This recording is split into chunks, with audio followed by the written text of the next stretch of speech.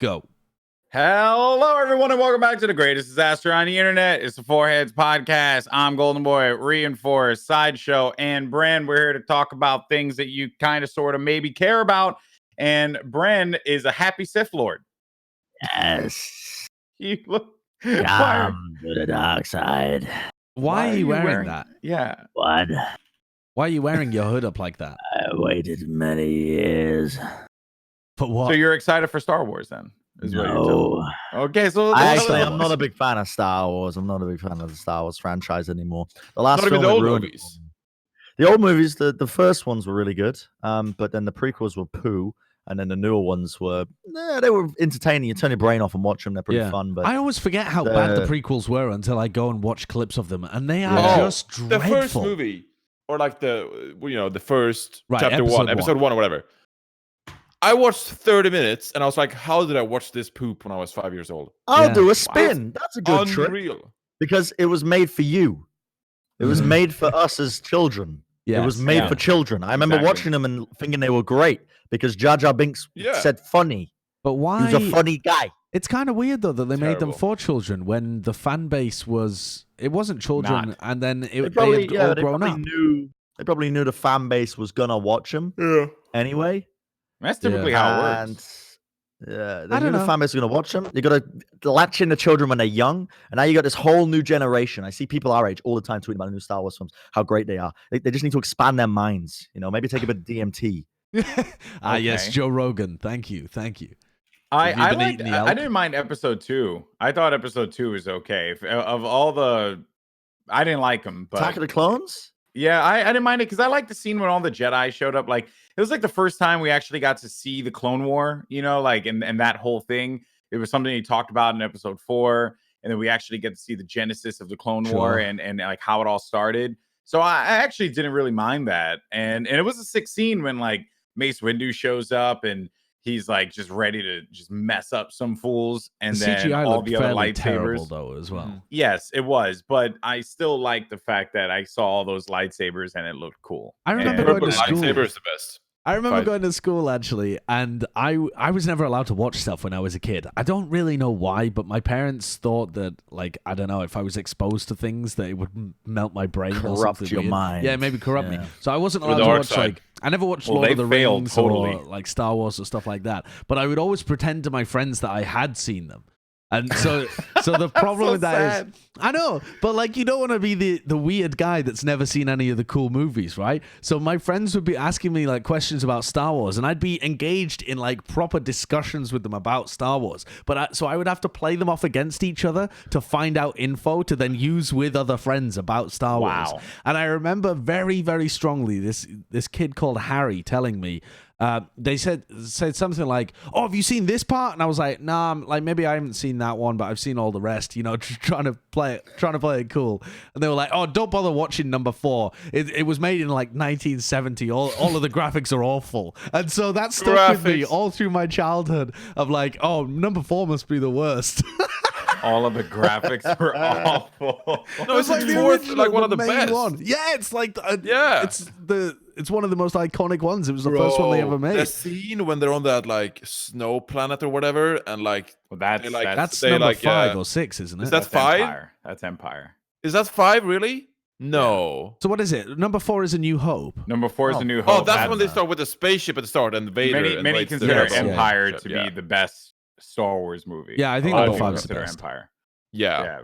Dude, you get a lot out of it, bro. It's so sick. Yeah, because in Empire you get the continuation of the story from episode 4, right? You get to check in with Luke, Leia, Han again, and then after that you see the ice planet. You get the snow battle. He hides inside the carcass of something. He hides inside the carcass to warm himself. That was pretty sick. He was Bear Grylls before Bear Grylls existed. Yeah. And I loved it. I love those movies. they were. What I think is interesting though is that like everyone who saw this new trailer, they're all like, "Oh yeah, it's they're trying to like manufacture this friendship between these people." And if you go back and you watch the first Star Wars, right? You go back and watch episode 4, 5, and 6. basically the same thing. Like, there's no real indication that these people are friends besides the fact that the movie tells you in episode 5 that they are friends, and that, or at least they communicate with each other. You know. Yeah, the new ones are following the formula of the old ones. Honestly. Yeah. Where pretty it's like a group of people, you know, banding together, but it's not the even world. They're not even like friends, save the galaxy that much, like in the initial movies, because like Han Solo is like a cocky guy who's like bantering and all that stuff. You don't really have that now, do you? Dude, I can't remember. I can't remember. Well, I in these movies, no, you got like Poe Dameron is like, he's like that guy, but he's not really, you know. So Poe's kind of like the combination of Han and Luke, where like Luke was a great pilot, and Han was, you know, the cocky guy, and that's what Poe is. I like Poe personally. I actually think he's like a really cool character. Wish we got like more of him. But then like in episode my goodness gracious, me man's sake, episode 8. I'm watching that one right now, actually. Yeah. In episode, well, are you watching that right now? Yeah, I got like an hour left. Okay, but you notice like Poe kind of sounds like an idiot like throughout the whole movie. You're like, from beginning to end, you're like, really? Like, yeah, you come across the jackass. Like I think 8 was just like that. Had they done, I hate to say this because it's so shitty, but had they just followed the formula from 7 on and not tried to be so dramatic in 8 with like making the heroes seem like bumbling idiots, I probably would be more on board with what's going on. Yeah, but instead they did that. So it is what it is. I'm still excited to watch it nonetheless. I'm not like Avengers excited, but I'm excited. My word. The fact that people enjoy the Avengers just melts my bones. I don't get it. Sideshow and my girlfriend had the biggest argument about Marvel movies. It's so because she bad. loves them and Sideshow hates them. I don't hate them. I'm just not entertained by them even slightly. They just throw people in scenarios and they're like, "No, do something cool," and their answer to any not difficulty, but their answer to selling people on an idea, or the thing they put in place of interesting character development or plot or anything, is just throw more superheroes at it.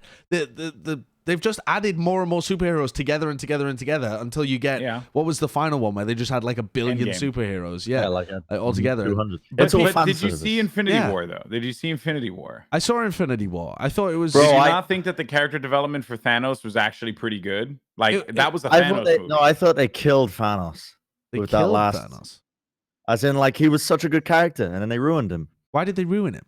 Because previously it was like he was a great villain because you could almost feel justified in his idea. You can see the logic behind it, right? And like the just idea so that of where I he's coming understand, from. the logic was like super utilitarian, right? It was like, we have to reduce population, otherwise many will suffer, and it's better to do that. Over the long term, we will all die. Right. It's like sustainability, and that's what he's working towards, right? Sure. But obviously, a very extreme way of doing it, and you can kind of understand it. And then, you know, the guy makes sacrifices, like one of his only daughters, who he treated as his daughters, who's just Gamora. Yeah, he ends up having to kill her. Like, I actually liked all of this stuff. Fantastic elements of the film, and then at the end, it's not like he's the big bad and he's got greater demands and he's just gonna, you know, he wants to destroy.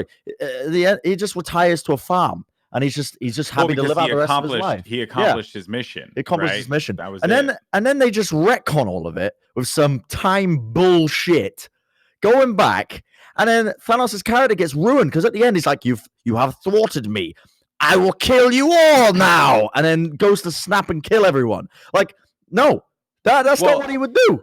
The reason why I actually thought it was pretty clever in the way they did Endgame and Infinity War, or Infinity War to Endgame, is that. So yes, you had this incredible character development for Thanos all throughout like the 10 years that they were telling the story with Thanos, right? You were seeing like the seeds be planted. I think Thanos is probably the best villain that I've ever seen in a superhero kind of movie. Yeah, I would say him, I like that. Killmonger, and Black Panther. Like those are like the 2 best ones. I've actually seen Black Panther. Just Michael B. Jordan was like really, really good in that movie. In any case, though, but I think what was really smart, because you think about like what happened, like if that was the Thanos of 10 years ago, the one that went and fought them in Endgame at the Battle of New York, right? That was that Thanos. So because of that, he did not learn the things that he learned, and he did not develop into the person that he became. So he still was he was like a cocky asshole 10 years ago because he was so powerful. And that was the whole that was the whole development where it's like, this is not the same Thanos. This is not the same person that like, you know, had this genocidal idea or but like had logic behind it. This is a person who is simply just like an asshole. Anytime you're messing with time travel to justify stuff, get that shit out of movies. It bothered the hell out of me. It really did. I won't lie to you. And when they were announced, all the leaks were coming out, and I was seeing all the time travel stuff, I kept thinking to myself, man, that I don't like that. That's just not something. It just seems like a lazy way to rewrite things in the way that almost everybody uses time travel. Yeah. Oh my god, when they introduced time travel into World of Warcraft, I'm just like, no. What? You ruined you can time travel in World of Warcraft? WoW. It was an entire expansion. You went entire back expansion. In time. They ran out of ideas, so they were like, right, what did people like? The beginning of the events of World of Warcraft, and they just went back, reintroduced them as characters from modern WoW, and just fucked it all up. And let me explain this. But it was one of the worst expansions of all time. Yeah. So let me explain how this went down. So was it the last expansion? It was after Mr. Pandaria. Was it before Warlords? It was before Warlords. No, before Legion. What are you talking about? But was it Mr. Pandaria? It happened in Mr. Pandaria, right? Mr. Pandaria, and then Warlords. And so the last thing in Mr. Pandaria expansion is that the leader of Horde goes crazy, and you essentially have to siege the Horde capital Orgrimmar and essentially kill the Horde leader because he's gone crazy. And who is the leader? Using, like Garrosh Hellstream, I think. Okay. So he goes crazy, and Horde and Alliance comes together to kill the Horde leader because he's using so much violence and is like a bad leader or whatever. So you siege the Horde capital city, and you face this guy, but you don't end up killing him according to the storyline or whatever. You just imprison him, and they're going to have like a court case about what the punishment is for him. That's now. Sexy.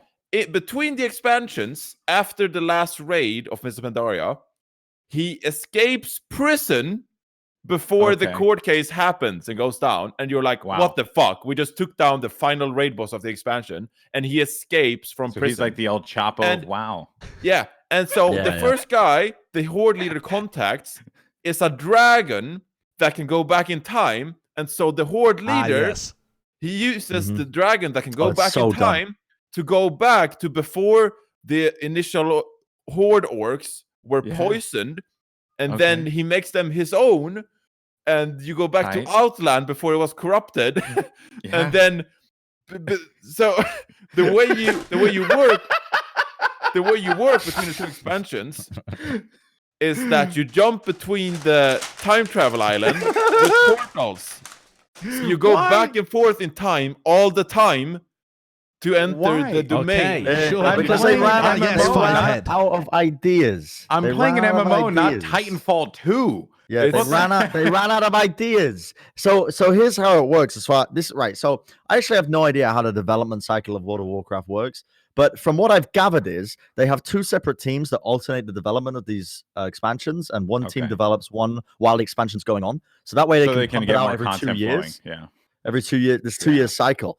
And it just alternates with bad expansions, just from the storyline writing aspect and the mechanics that they introduce. They seem to go backwards in all developments.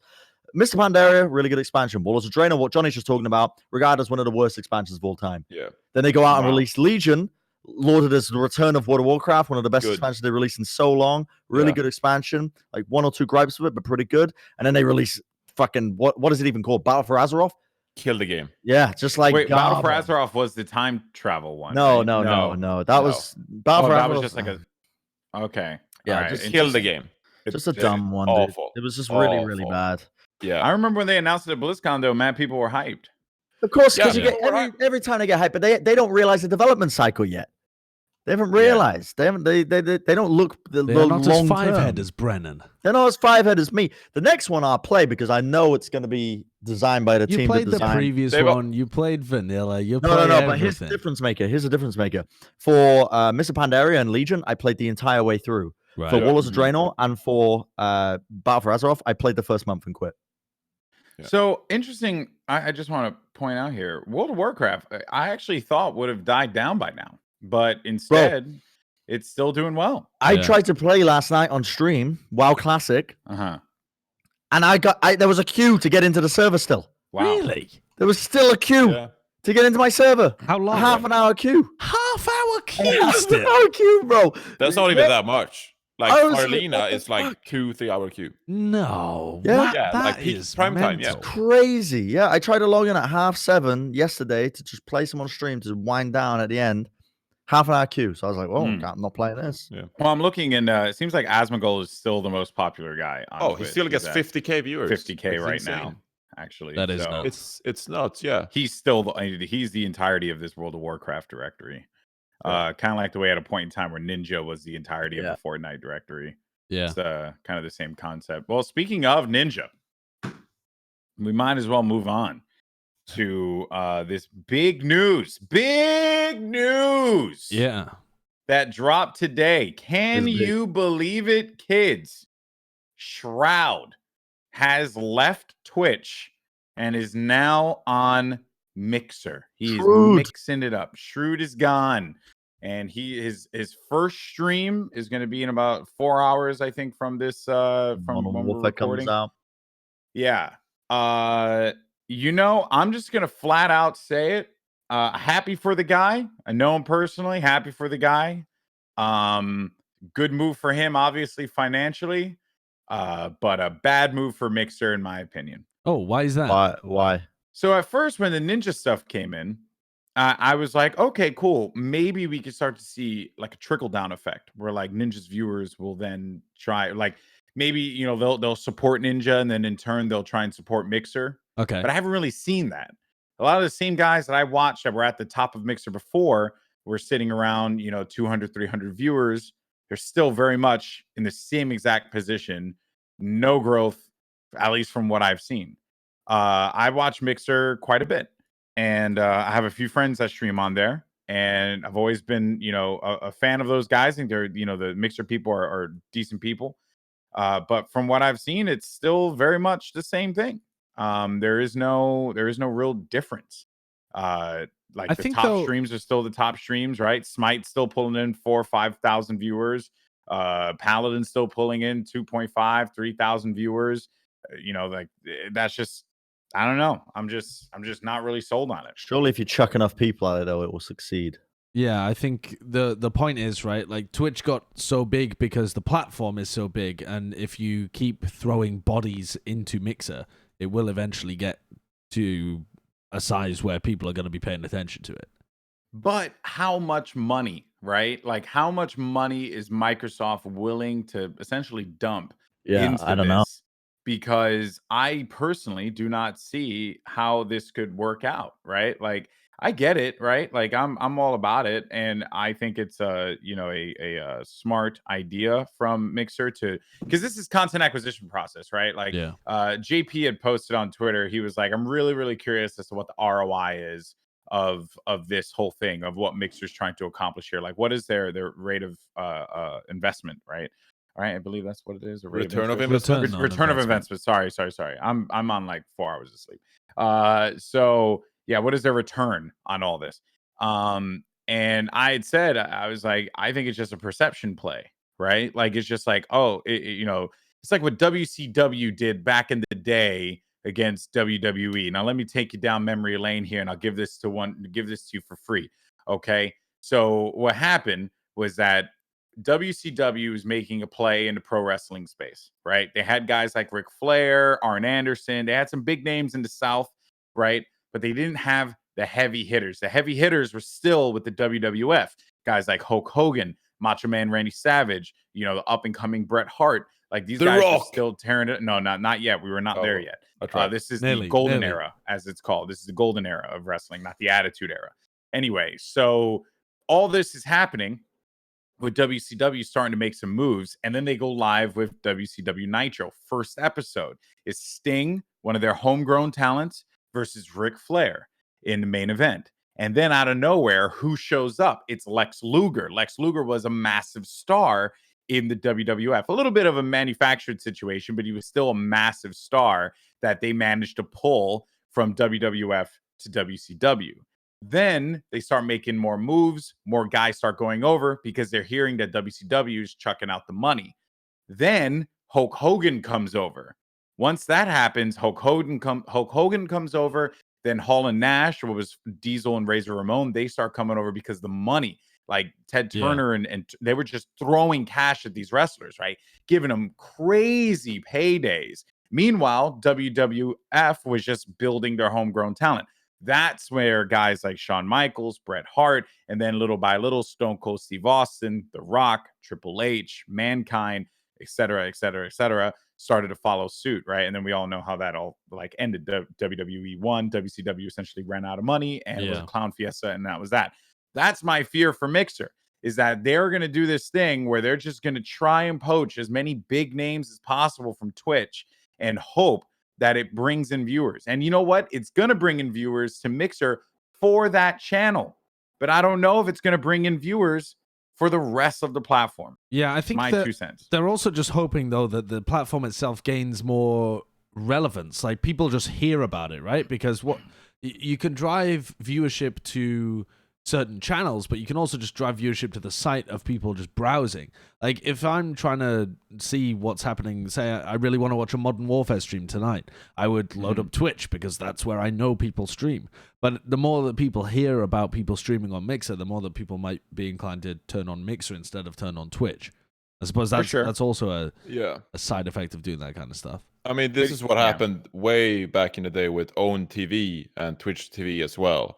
Is that you had both of those websites going like head to head and signing streamers. I remember Destiny was one of those streamers that spent a lot of time on Twitch, and then he actually got signed to OWN TV, and then he went back to Twitch because essentially they were like at war, and then OWN TV went to shit, and so all the streamers who were on OWN TV were forced to go back to Twitch because there was nowhere else to go, and they got pretty much fucked over by Twitch because they were like, "Oh, you're coming back to us now?"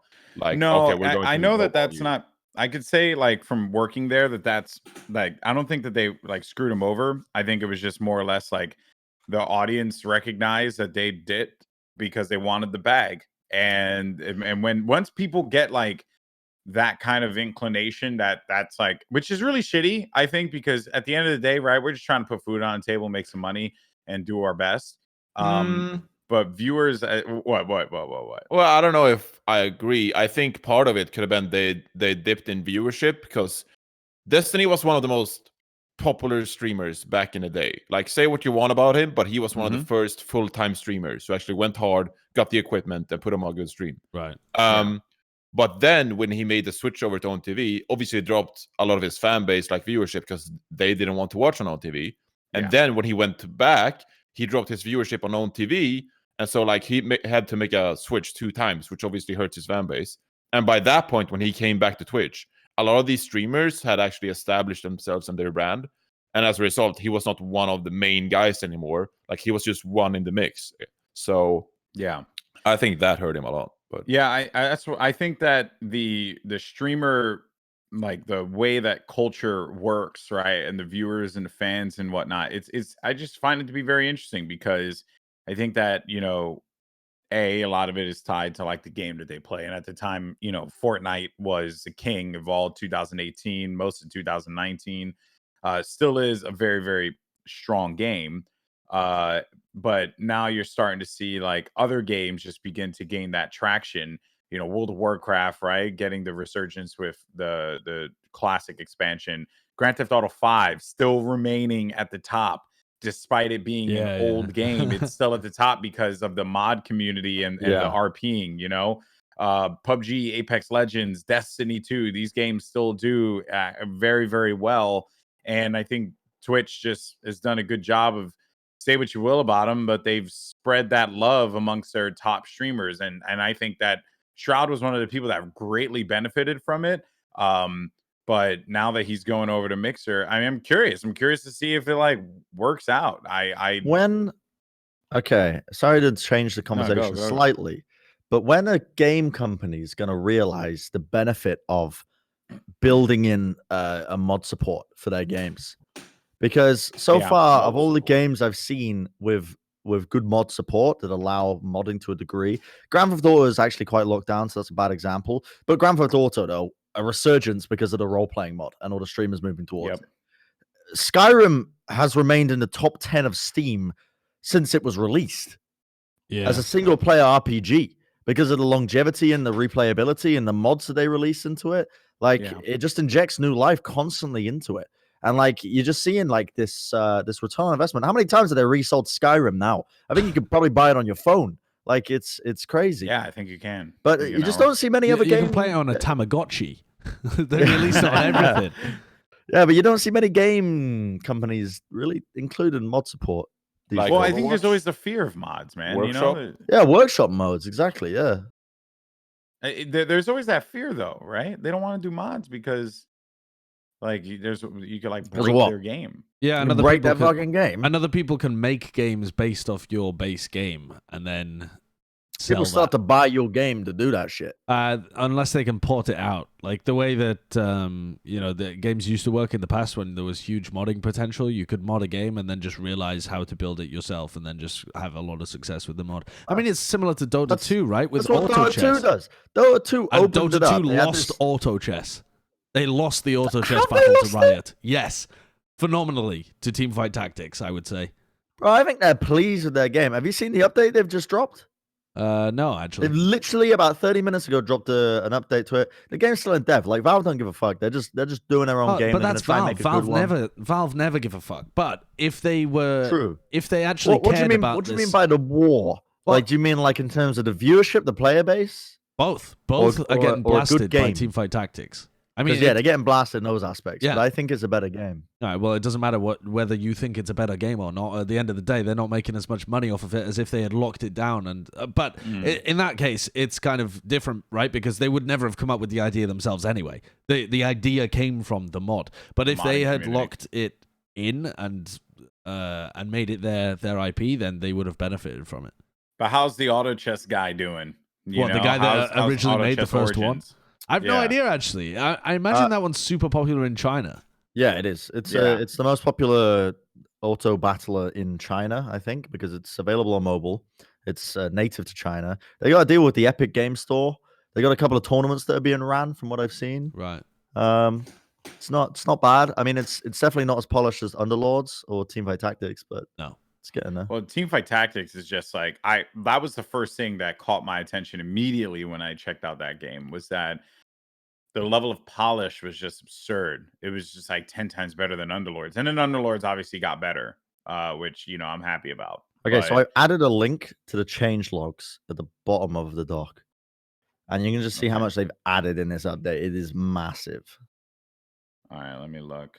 I'm curious because just to talk about some of them, I'll just list out some. I mean, it's literally called the big change log. The big change log. They've added a duo mode, so you can now partner up with somebody and play a game against other people. You share resources, you share gold, heroes, and health pool, so you can trade between your two boards and you can work together. Freestyle mode, which means you can create any environment, which means you can test builds. Yeah, it's a training mode. Yeah, training mode. They've added a jail system. So every day, a select number of heroes goes into jail and can't be played. Every 24 hours. Oh my god, can you imagine if they did that with Overwatch and just locked away Orisa and Brig or Orisa and Sigma for a while? So they lock, a lot of people would love it. A lot of Orisa. Yeah, they lock out heroes so that the meta changes every 24 hours. And your skill is based on how well you can adapt on the fly to the heroes that have been removed. That's kind of crazy. They've changed the way the XP curve works. I'm not going to go into details. A lot of numerical changes, which I presume makes they should totally do that in OWL. What the hell? Why don't they just put because that would ruin the entire competition?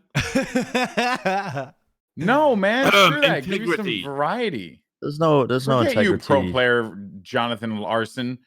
Okay. How are people look at you, prep? WWE Goldenboy. Yeah. See, I come from the wrestling world, right? Because of that, we get random stipulations thrown into matches all the time. Oh my God, it's a no disqualification match. How is John Moxley going to deal with this? There you go, easy. Yeah, so but also WWE is it's a no for entertainment. Me, so is the Overwatch League. Overwatch League is entertainment too. Overwatch League is also has to be competition. It can't be the competition is in the past. No, we're moving sports entertainment. We're moving to WWE. Yeah, you lose. I posted a Steam charts link in the document that shows Dota Underlords player base recently, and it's dropping a lot. It's dropping a lot. the average player base is like 20,000 per day. Yeah. That's actually not bad for concurrent game. It's the 22nd most played game on Steam. That's pretty bad. On Steam, the 22nd. That's pretty terrible, yeah. I think that's pretty terrible compared to what Dota would have hoped for. Absolutely. Here are games that get played more than Dota Underlords. Hearts of Iron 4, Monster Hunter World, Dead by Daylight, World of Tank Blitz, Civilization Dead by Daylight 6. is still popular. Euro Truck Simulator 2 gets played more than Underlords. Euro Truck Simulator 2 is the best of the franchise, though. Football Manager 2019. R. Team Fortress has 30k more average. They've dropped the ball. Team Fortress has more than double the average. But I don't think they did drop the ball. They didn't drop the ball because they didn't do anything wrong. The problem was other people used the exact same concept and released it faster or released it with more hype and stole it. I think the problem was they definitely did something wrong. AutoChess is just a fad, bro. No, it's still hugely popular. Still huge. The thing that it is the thing that they dropped the ball with is the thing that Valve always dropped the ball with. It's marketing. They don't have anyone to hire influencers or streamers. When is the last time they've ever? They think they can carry by name value alone, right? With Valve, you just can't do that in this modern age. You just gotta pay people to play your game. Like if they paid, should have done bounties on Twitch. It would have been good, you know. Are you guys doing those bounties on Twitch? I don't have permission. Yeah, it's only. I was actually talking to Rich Hamill about it. He says he does it all the time. Yeah, Rich says he makes a lot of money from the bounties on Twitch. Goldenboy, can you get us in there? Get you into the bounties? You're not. You're partners. You should have it available. No, it's not available to every partner. It's only available to a select number. It's in beta testing at the moment. I've applied, but haven't been approved for it. Maybe because I'm just so unbelievably famous. That could you need be like 1,000 subs or what? What's the cutoff? What's the cutoff? I mean, I don't have 1,000 subs. But you know, I'm famous. That's true. Famous as shit, as you keep reminding us. Name dropping a bunch of people all the time, huh? Yeah. Exactly. Suck on that. So anyway, interesting. I mean, interesting transition though from the Shroud talk on Mixer to the viability of games. I just think it's crazy. Or viability of games is marketing, right? And way does this concurrent viewer base include mobile? Probably. If they're on Steam, if they're playing on mobile, they still have to be logged into Steam. So yes, it would. Okay. Actually, a friend of mine. I don't think so. Why would it not? Because in order for you to play a game like on the iPhone or on Android, it needs to go through their marketplace. So I'm assuming their marketplace is pulling in all the numbers. No. Their backend. No, There's no way that Steam's getting that. Why? If I try and play Underlords on my phone, I have to log into my Steam account and launch the game, and then you would just be able to. I mean, you can. But how do you obtain that game? Through the store of your phone? Sure, but you can still see how many people are playing because you can literally just see how many. You can see on your friends list who's playing Dota Underlords. So why would Steam not have access to that info? It's literally running through their friends system. No, so I'm sure they have that info. I just don't think that the third-party platform Steam Charts has that access. You know, but that's what if it's going through. I don't know. I would imagine it. Yeah, like I'm looking right now and it says like there was I'm just seeing a few forum threads and everyone else is equally as confused. They're all saying like, yeah, we don't actually know. There's no way for us to be able to like. I mean, I'm curious for sure, but yeah, I don't know. We'll have to. I wonder if anyone else knows. If any of our viewers knows, let us know in the comment section. I'm curious. We should almost also, while we're on the topic, discuss the viewership on Twitch between Underlords and. Well, yeah, that's down to basically Riot paying for Hearthstone streamers to stream it, and then them just sticking with it because it's better viewership. Yeah. The viewership was better right from the beginning because it's a Riot game and the Riot fan. Did Legends of Runeterra end? I'm assuming it ended, like for people to play it. It's actually pretty close. I don't know what Legends of Runeterra is. Like that is the Riot card game. I don't know. Yeah, because I don't see it here at all.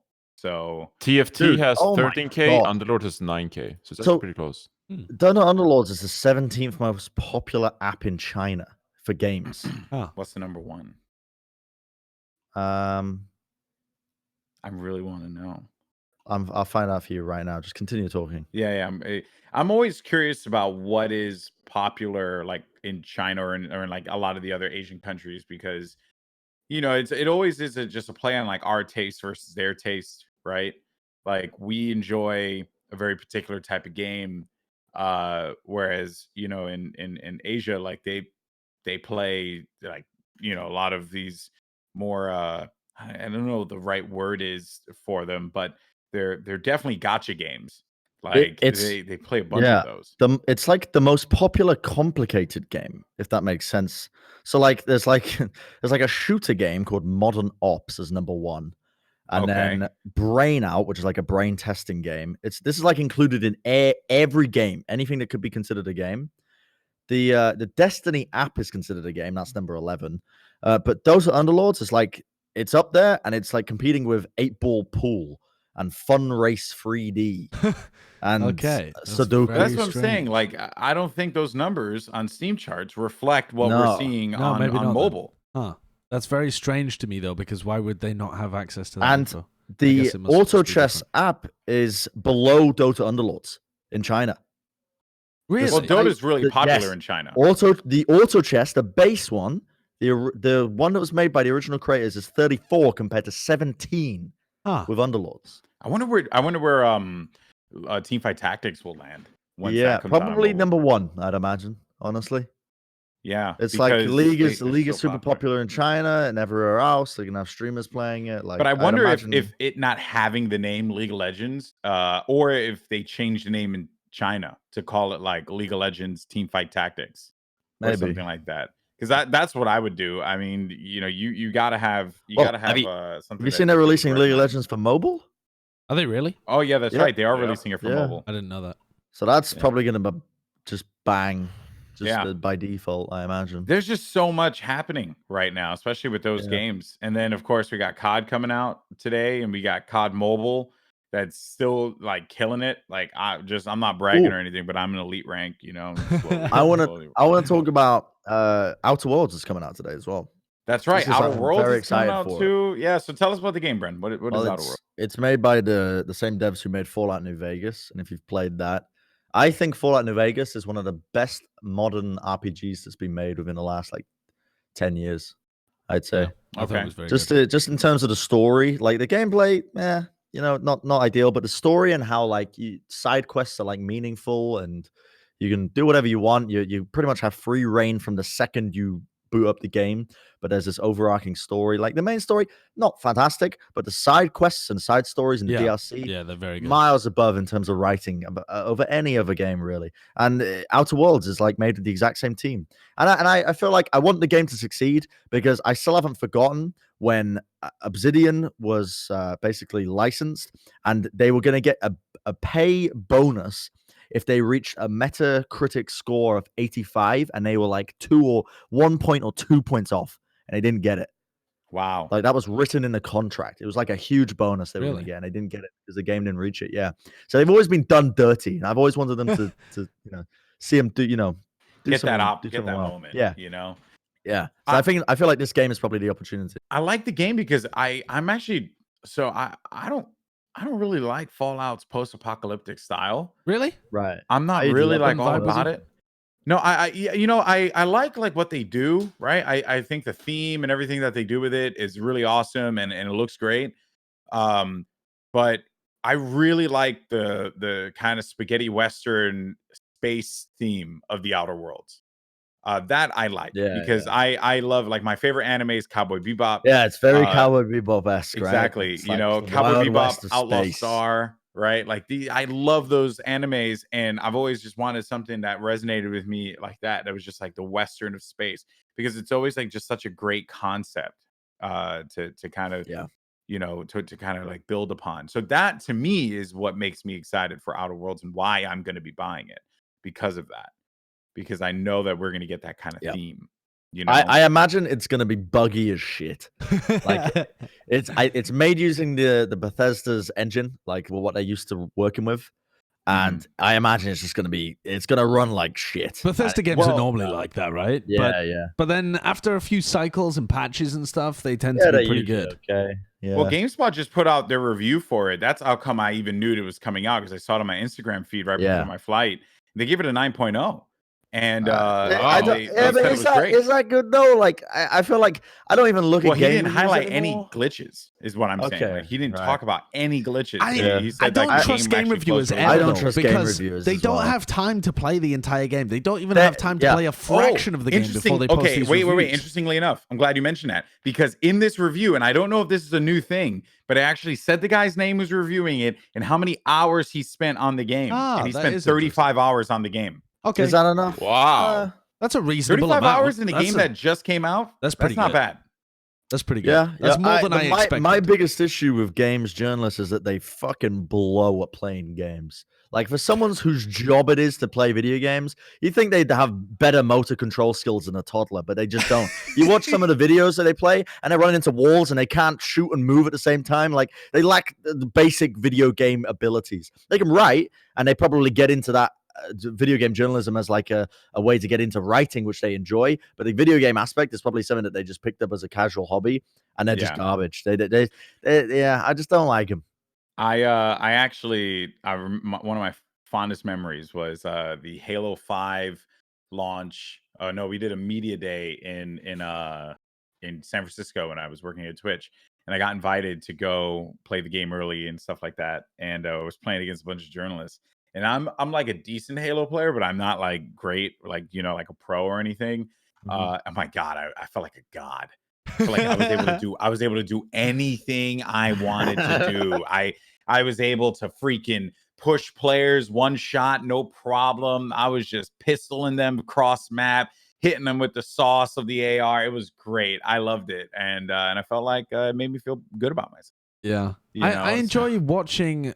I think games journalism or game reviews, not real games journalism, but games reviews seem to be moving in the direction of you find a streamer or a YouTuber or somebody like that you respect their opinion, and you know that they have a good taste that matches with yours, and you see whether they enjoy the game, and if they enjoy the game, you think you'll probably enjoy the game as well. I feel like that's how most people who actually know video games decide whether or not they want to play them.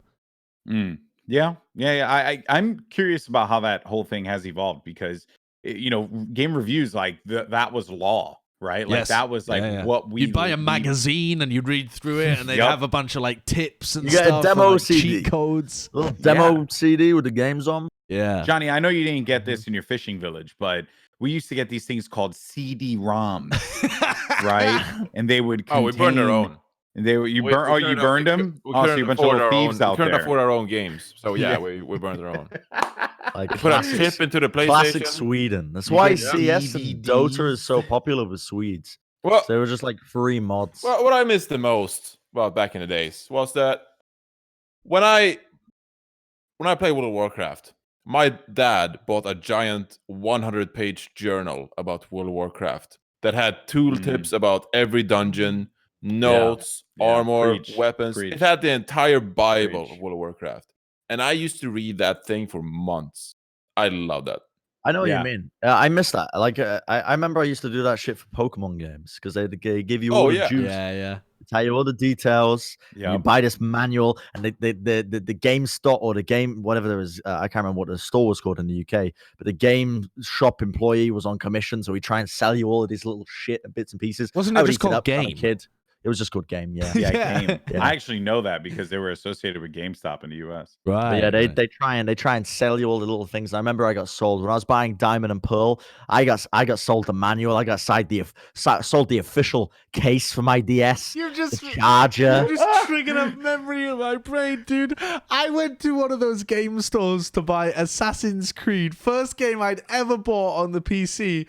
And I got turned away because I didn't have ID that I was over 15. Really? And I was trying to buy a 15. And they wouldn't let me buy it. In Gloucester, I remember I wanted to play Red Dead Redemption because I'd never played it before. So I picked up like a used copy, went to CEX, the game store. Yeah. Went to go buy it. The guy was like, "Are you 18?" And I was like, yes. And he was like, "Okay." When I was a kid, I walked into Toys R Us and bought Grand Theft Auto 3. What? No way. I was a When child. you were a kid? I I'm walked amazed that they in sold Grand Theft Auto at Toys R Us. I bought Grand Theft Auto 3 at Toys Toys R R Us. Us used to sell pirated that. That was a good game. Yeah. What? Yeah. They it was a used top-down to- game, right? Yeah, no. That was when they went to like 3D for the first time. Oh, dude, I love the top-down games were dope though. I used to play that all the time on my PlayStation 1. Here's my routine when I was a kid. I used to go to the corner shop. I used to buy the budget knockoff Coca-Cola because I couldn't afford the real Coca-Cola. Nice. So I buy the budget Coca-Cola for like 20p per bottle. For us, I buy two of them. Mine was called American Cola. American Cola, nice. American Cola. I buy 2 big ass bottles. Surely the shittier version. I'd walk back to my grandma's house. I plug in my PlayStation 1 and I play the original Grand Theft Auto on like a tiny little CRT monitor. And I just with a VCR on it. With a VCR on it. Yes. And I just game for hours, and I just chug these bottles of sugar and whatever else. Bro, you were talking about game manual. It actually really pisses me off because okay, like what is Goldenboy's rifling through his stacks. It just sucks that like nowadays you'll buy a game manual and it just has nothing in it. Yeah, it's like, just a little tiny like, little piece of paper. It has nothing. But what do you really want from that? The internet exists. Why do you want them but to it was just put so nice to effort get into a manual? Like if I had bought a Dark Souls game and I got a big manual about the entire Dark Souls universe, that would be like sick. if that information was easy access, because the Dark Souls world is super complicated and the storylines are sort of scuffed. But also, there's so much information there that's super interesting. Well, but they're supposed to be. They're supposed to be hidden, mysterious. Like, and you're supposed to pick up on hints. Yeah, but I'll just Google it. I just loved when I had the manuals that had like character names. Like when I got my Final Fantasy VII manual, and I would go through the booklet and I would see like Cloud, because like I didn't know that Cloud's name was Cloud, because when I first played the game, my buddy named Cloud Jeremiah for some reason. Wait, whoa, what? He was. He was a Jewish kid that was Jamaican. When you owned the game, your friend came over and renamed the main character to Jeremiah. I played Final Fantasy VII in his house. I played it in his house. And when I went over, his name was Jeremiah. Jeremiah. Yeah, he changed all the characters' names. So I didn't know that, like his name was Cloud and her name was Eris. And well, actually it became Aerith, but I didn't know that was like the characters' names. So when I opened a book, I was like, oh, Cloud. And he was a part of Soldier. And I love that. I love that stuff. Like that was like really just nice and old school. And I get it. Yes, Johnny. Yes, you freaking millennial. You can go on Google. You could just, Google it. But there's something special. Well, I didn't get into the Final Fantasy VII universe until like years later, because when I was like 8 or 9 and I played it, I just changed all the character names to real life friends of mine. And I just played with my real life friends.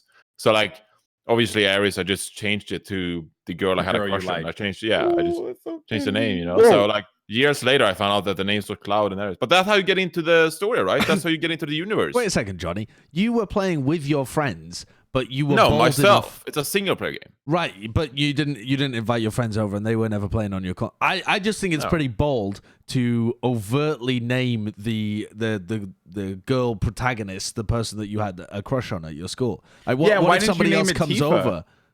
Why wasn't Tifa the girl you liked? Because you met her first. I was 8.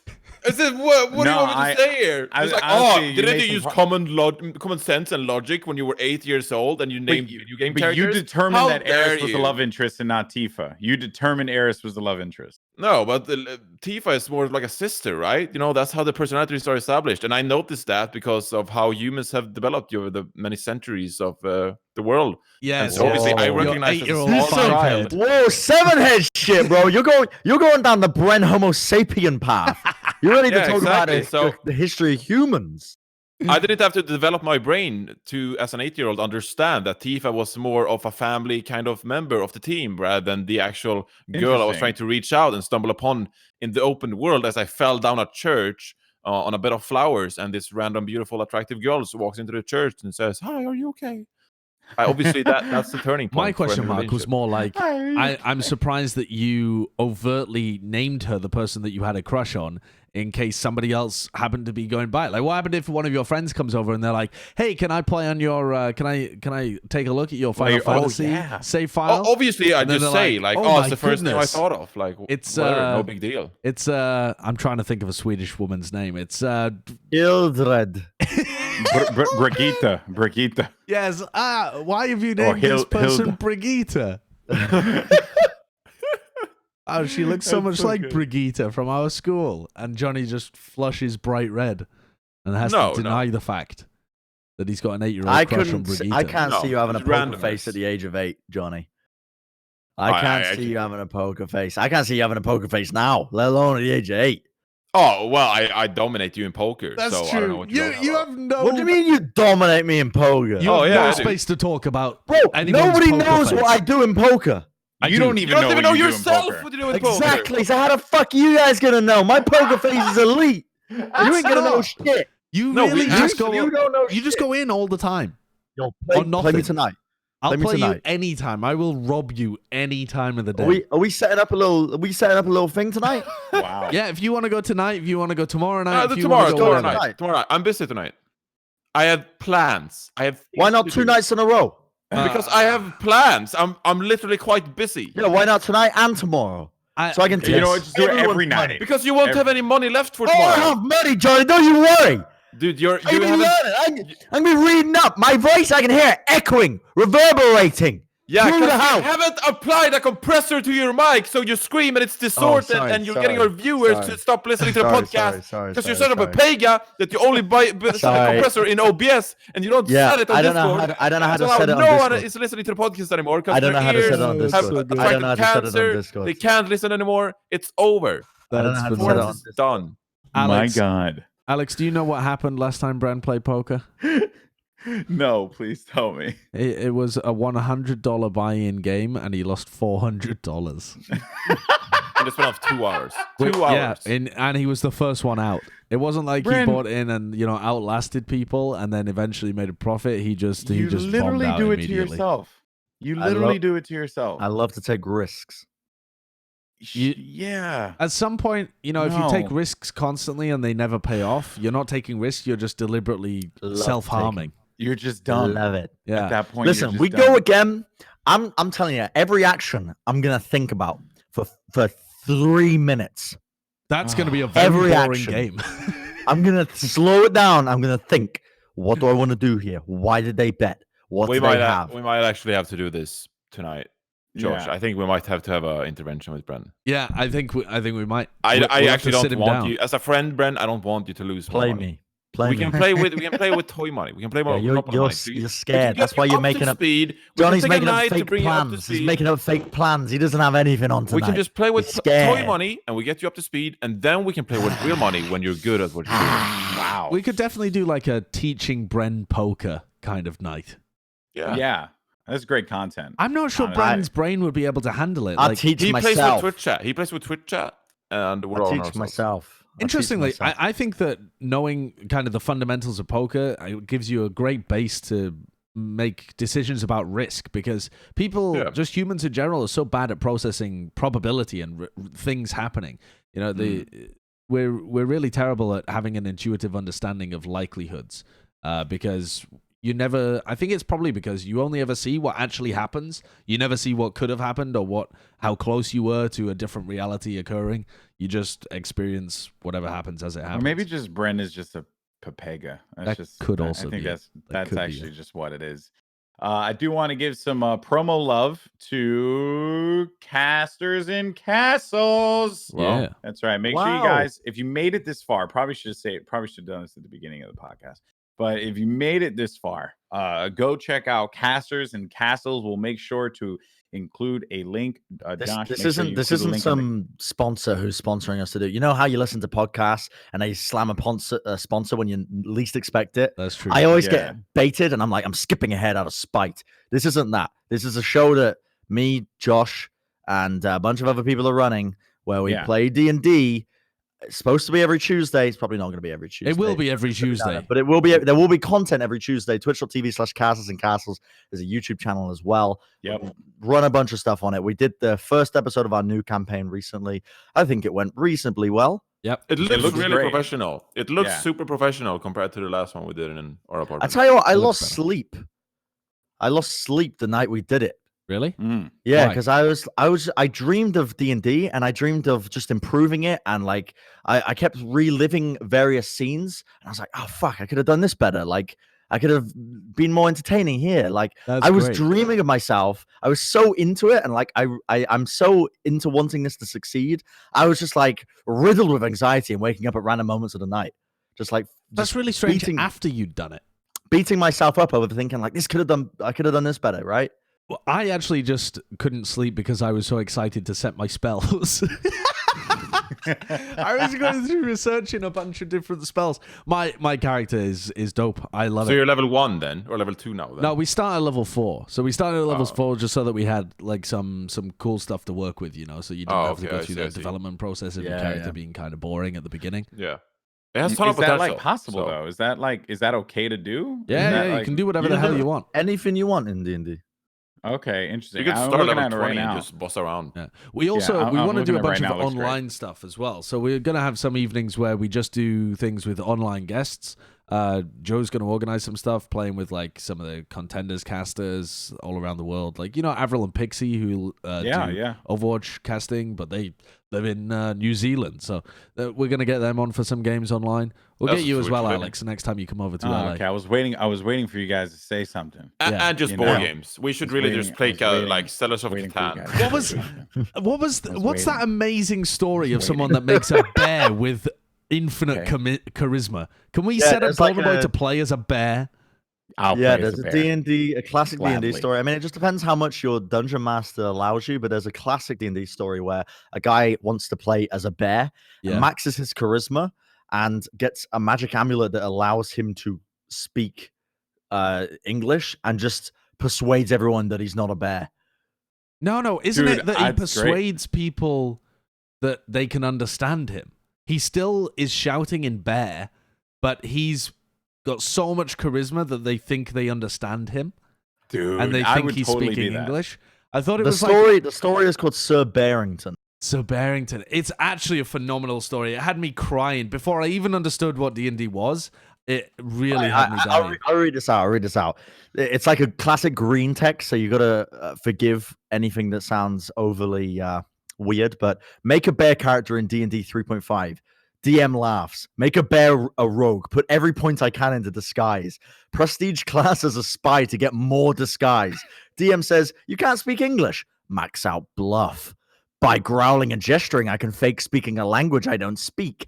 English. Use money to hire a butler. Give him a magical item to let him speak bear.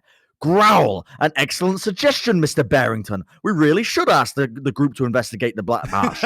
Over the course of the game, be knighted as Sir Bearington. The Queen holds a dinner in my honor. A guest becomes the first man to ever make a perception check that can beat my disguise. Shouts out loud, hey, that's not a guy, he's just a bear. Man is escorted out of the castle while the guards apologize profusely for the indignity. We're so sorry, Sir Bearington. Very sorry for the man's behavior.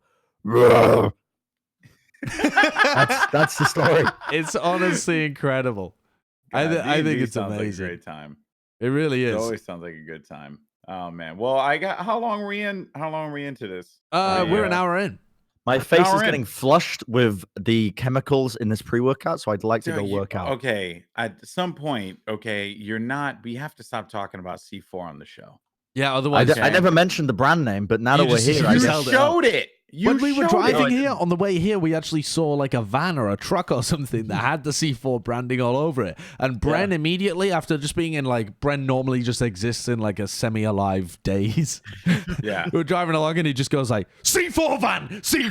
And I'm like, what? Like, is there a bomb in the road or something? I look over and it's just a van that's painted a bit like that. That's just not something you want to yell in the United States. C4 van. True. C4 van. Just an airport. Really? Yeah. I actually do have a funny story about energy drinks. I learned I did a gig years ago for Rockstar Energy Drink, I think. Yeah, Rockstar. And I actually learned that they have whole divisions dedicated to college awareness. So they'll hire people and they'll literally just go and drop off cases of energy drinks or Rockstar, Monster, whatever it is. They'll just drop them off at the sororities or the frat houses, and then just tell them, oh yeah, just put like a sign on the front that has the logo or whatever, or only use this for your mixed drinks at your party. And like they'll give them like drink list, and they'll say like this is the kind of like beverage you should serve with this thing, right? I learned about it because it was me and Benson, and we were at Not Fest, which is Slipknot's like festival. And yeah, and it was pretty sick. And we were commentating. It was the weirdest thing. Mad Max time trials. What? Like Mad Max the game had like a thing where you can get time trials. You can play time trials. Of course it did. And they did a competition around it, and they needed casters, and then reached out to me, and then I got Ben involved, and then Benson got super nerdy with it. And like it was absolutely hilarious. And we did this whole thing. It was great. And then I sat down afterwards and I spoke to the crew, and they were like, oh yeah, this is like such a great, change of pace. I said, oh, well, what do you guys usually do? It's like, oh, we're always off to, working with like colleges and stuff. And then they explained how the energy drink, like, whole militia works when it comes to like dumping things off. Militia. Yeah. The so militia I'm thinking, is like an armed group of men. Like, yeah, but it's armed with energy drinks and poison. Like they're battering down the homes of these frat houses and then forcing people to drink Red Bull. But I genuinely think, Bren, that you can reach out to C4 and maybe get them to. I tell you who I reached out to recently. Zolo, which is another energy drink that they just make it with coconut water. They put green tea caffeine in, and they flavor it a little bit, and it's super. It's like it hydrates you and also perks you up. And I bought a 12-pack of it, and I saw Malik recently tweeted about another drink, and he like added them in their story and like did it all up, and they sent him some free stuff. So I was like, yeah, I got to get in on this because these 12 packs are expensive. It's like $30 for 12 cans. Coconut water is underrated, dude. So I hit him up and I do this entire story. I'm like, this shit is dope. Bigging them up, atting them, and they just respond with, yeah, thank you. Damn. So I didn't even get the acknowledgement. I got the followers. I should be committed. They got a influencer team that they're paying. And I have more followers than a lot of the people on their influencer team, and they didn't even think to send me some free stuff. Well, because you just gave them free marketing. Yeah, well, I give them even more if they send me some more shit out. But now you know who's going to get the marketing? C4. So there you go. Are we selling out now? Are we selling out? Apparently. I don't have a sponsor, but if you go to twitch.tv/reinforce, I have a referral code to a new website I use called Bottomless, and if you sign up and order coffee from there, I get free coffee. Really? Because I drink coffee every day, you can sign up with my referral link, order coffee, you get a free bag, I get a free bag. We all get free bags of coffee. No one wants That's to do amazing. My referral link. So that actually sounds pretty cool. That sounds pretty dope, Johnny. I tell you what people do want to do. Thank you, sir. Thank you. I am 100 subs away from matching Sideshow's sub count. Oh my god! And if I beat him in 5 days' time, I get to dye his hair for BlizzCon. I am so close to beating Sideshow's sub count. He didn't think it was possible. No, the boy didn't think it was possible. I'm on 702 subs. The boy didn't think it was possible. I need 100 more. You're so fucking loud, Bren. You're so fucking loud. I don't think that it is possible. I think you've rigged this somehow. Nope. I've literally had the alert up, and it's been going on, and it's been accumulating, and it's been riding up. 100 gifted subs when? I need to see these numbers. So easy. So fucking it could be, the numbers could be fudged. We don't know. I think the numbers are fudged. They're not fudged. We need to have actual proven it. Speaking of things that I'm not plugging it or whatever, but I am interested in checking out is that new thing Control, because I love cereal and cornflakes most importantly. But this one actually had Fruity Pebbles or Fruit Loops as like one of the drink choices. So I'm actually really curious to try it out. What are you talking about? It's a little pricey though. Have you not seen it? Have I gone? I don't know what the fuck you're talking about. Should we just end the podcast? We're just talking about sponsors. He's talking about cereal. What are you I don't know what we're talking about anymore. No, I want one more thing before we end. Okay. Hey, I'm gonna. Are you ready to end as well, Goldenboy? Huh? Are you ready as well? Is there anything else you want to talk about? No, hold on. I just want you to pull this up. It's in the doc. Okay, but then we got 2 more things to pull up. Yeah. Okay, so real quick, just so you guys can see it. It's from Sundance, the guy who started MLG. Okay. It's called. So Control. you are doing a sponsor plug? No, it's not really. I just think it's interesting. I've always been interested in meal replacement stuff. Why? But do you not like eating?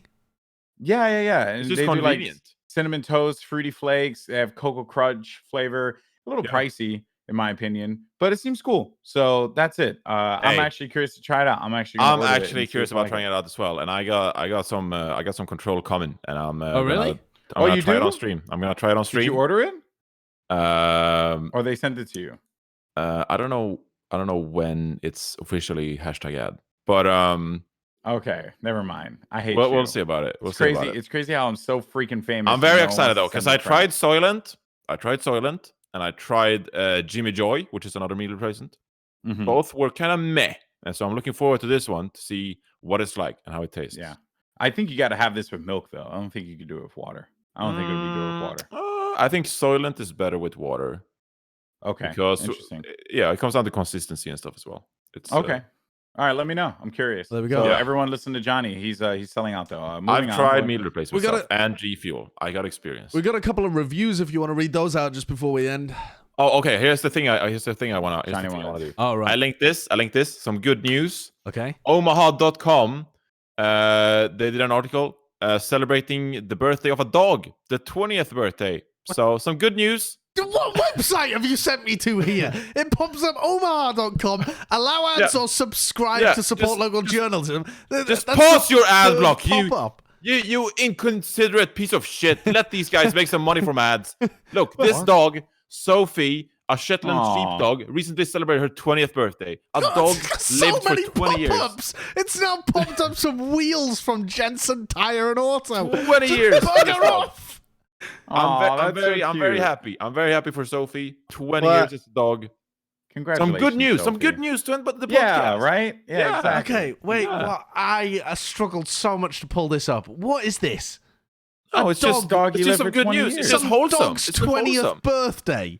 It's wholesome. So it's probably not even 20 years old. I bet they lied to get her on the news. Feeding the dog like DMT or something. Well, my Shih Tzu Max, he lived for 17 years. I don't recommend you feed your dogs DMT. Don't. But you know, DMT. David Sinclair, the anti-aging scientist, he feeds his dog some chemical compound that he takes himself, and like, who knows? In 20 years, his dog just might still be alive along with him. Like, who the fuck knows? Wait, that could be. My mind is getting boggled by this thing, right?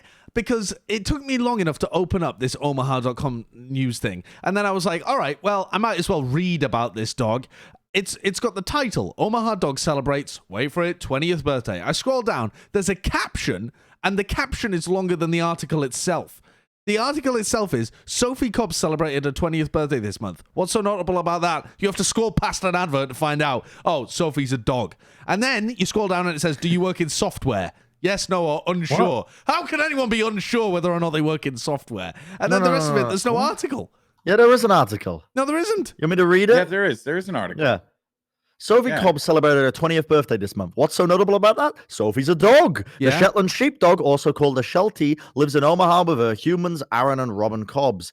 They adopted Sophie from a friend when she was 6 weeks old. That's a good long life for a dog, said Pam Weirs, spokeswoman for the Nebraska Humane Society. Weirs said sometimes smaller dogs can live up to 17 or 18 years, but 20 is more commonly the age of a senior cat than a senior dog. It's a wonderful testament to good genetics in the dog and good care from the owners, Weirs said. Sophie, now grey in the face, weighs 15 to 20 pounds and stands about a foot tall. The typical lifespan for a breed is 12 to 14 years. The